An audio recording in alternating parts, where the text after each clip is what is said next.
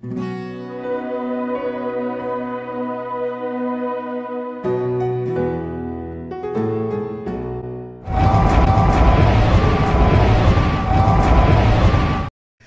everyone, Lisa Haven here, and I've got an amazing guest, David Heavner, with me today. And we have a lot of major announcements in regards to the last Evangelist TV series that's coming up here. He's going to get started on that. I've been bringing that up, but we have a lot of stuff to talk about as far as biblical end times, what's going on, Agenda 21, all kinds of things, even cryptocurrencies. But with that, I have a great announcement. A lot of all the videos that you're seeing here, some of my channel and David Heavner's channel are going to be going on Roku at davidheavner.tv, also on Amazon, Android, and all of those outlets. So we're kind of kicking that off, but lots to talk about. But let's bring on David Heavner. So are you with me over there?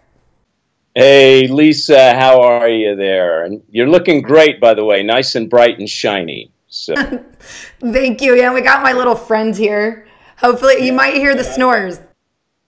Right, and Diesel's in the background, so it's good to be here with you. How are things out there where you are? Really good, really good. So tell us, let's just kick it off. I know you've kicked off David Heavner TV. I've said that. Also, people can go to lastevangelist.com.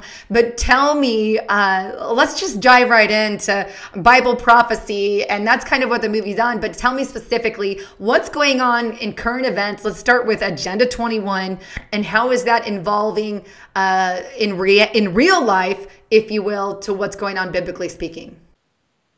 Right, Lisa, you know, when I started writing Last Evangelist, it deals with CSI meets Revelation, okay? So it's basically investigating the happenings of what's going on today based on the book of Revelation. And here's what I find very interesting, okay? I want to bring up something about these fires in California. Does anybody ask the question of how did all these fires get started almost at the same time? And maybe who might be starting these fires and why they're starting? I mean, I got questions. Am I too far out there? Does that make any sense, Lisa, what I'm talking about? Well, you know, there's always a reason. And so tell it, what do you think is going on there?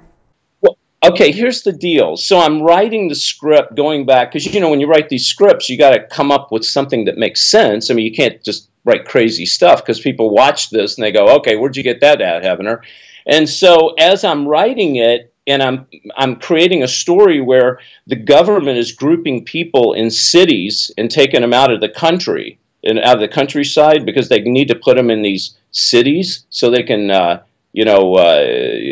more control over them, right? We're talking the one world government, which I want to get into in just a minute. Well, how did they do that?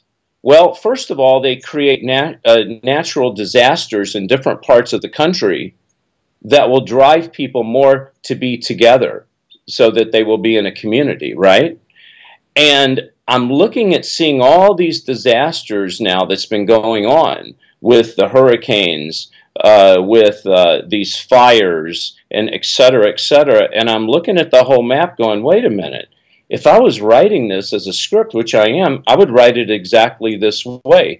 How would the one world government come in to America and start moving people like a chessboard into certain locations so they could have more control over them, right?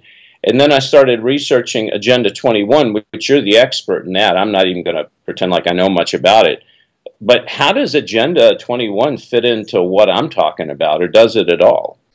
Yeah, definitely. Because look, there's an agenda, and they want to make everything go green, and it all spans with Agenda 21. It spans with the false narrative of global warming, global cooling, climate change. They can't even get the name right, which tells me from the get-go it's all about a ploy to put the money in the hands of the people that they want it in, where they can implement and have a reason to push Agenda 21, which is what they're doing in our schools and everything. So here's the thing. When you take in man-made or natural disasters, and man-made is legit. There's a document, Weather Warfare, put together by government or government organizations. If I can find it, I'm going to throw it up on the screen, and I'll leave a link below for everyone.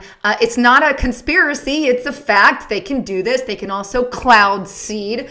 Great thing to Google. But all of this is fully documented, fully not conspiracy. The government labels things conspiracy, and those in the deep state. So people think, oh, it's fake by that term. But a lot of the times it's not fake. There are legit information on it. So when you have these disasters, it kind of makes people more fearful that this is part of global warming or global cooling. So it brings in that narrative that this is what's happening. And so, oh my gosh, we're all going to die. And so if I don't go green, or if I don't give in and stop breathing, you know, because we have carbon dioxide, and that's a problem, Agenda 21, or if we don't kill off half our population, we're all going to die. So who's willing to die for the cause? And this is what Agenda 21 is really at its root. And I've read all 300 some odd pages of that thing. Very tedious, but definitely part of the agenda. I've done multiple videos, so it's heading in that direction, and that ties with the biblical narrative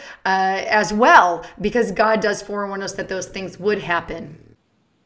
Right, exactly. Jesus talks about it in Matthew 24. But let me ask you this about Agenda 21. Don't they talk something about the nature that we're supposed to worship nature? That, in other words, put nature above humanity? Right? We're supposed to worship the creation instead of the creator, right? And this brings me back to another interesting thing, Lisa, I want to throw out. Like in California, you know, where I'm from, it's like they're spending $100 billion gazillion building a high-speed rail all the way from, you know, the top of California down to Mexico, when they could be putting money into all this other stuff. And here's my question, and it's just a question. Could it be they're building these high-speed rails and these trains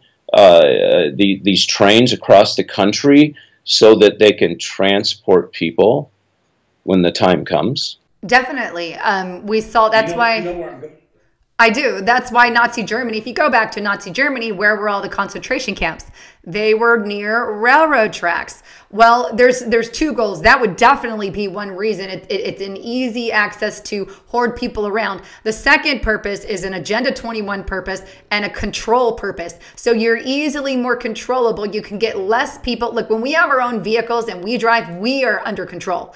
But now they're making these Google self-driving cars because you don't have the control. They're also putting in these high rails and stuff, so less people buy vehicles and have control, and they have the control. They have the power. So ultimate power corrupts, absolutely, is kind of what we're seeing, but it's a control mechanism. If I encourage people to Google America2050.com or org, one of the two, but it brings up maps of 11 different mega cities that they want America to go into to push you into sections to get rid of the rural living people, because rural is more self-sustainable. They don't want your self-sustainability. They want control. Oh, that's beautiful, because here's the thing. And how did they get people out of the country? I mean, how did the countryside, well, they start putting all these rules and regulations on nature that you can't do this, you can't do that. They start prohibiting you, right? So they start grouping you together in what I call modern day projects, you know, the projects. And so now we're all grouped together, and now you're right, they have control. Now they're building the railways so that these railways go by each of the projects, right? Each of these cities, so they can take you to a FEMA camp,